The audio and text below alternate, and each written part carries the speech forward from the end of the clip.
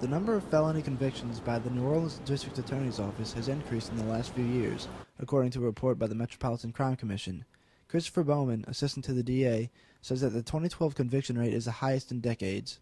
I can tell you this. In 2012, we saw the conviction rate in jury trials has increased dramatically. In 2012, it was up over 80%, and we know that that is an unheard of rate. We haven't seen that in New Orleans in probably decades.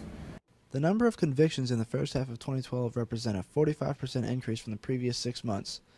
Vincenzo Sanato, a criminal justice professor at Loyola University, says observers should pay attention to the office taking less cases in that time period. At the end of the day, what the DA's office is measured on is its win-loss percentage. It's like a baseball team. You get more wins, people think you're great.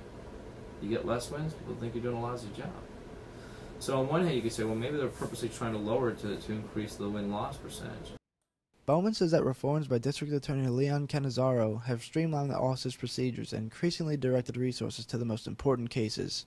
There's been a shift throughout the entire system on better focusing its attention on the more serious crime problems. Sanato says that the overall numerical increase does not indicate better performance in itself. However, he sees the argument for the office accepting fewer cases. Let's hold to the side the cynical view, which is, A, they're just trying to increase the win-loss by focusing the resources. Well, one, is that necessarily per se a bad thing? Because, I mean, if they're being spread thin on cases that have a low probability of likely success, why not? Reporting from New Orleans, this is Carl Gommel for PAC News.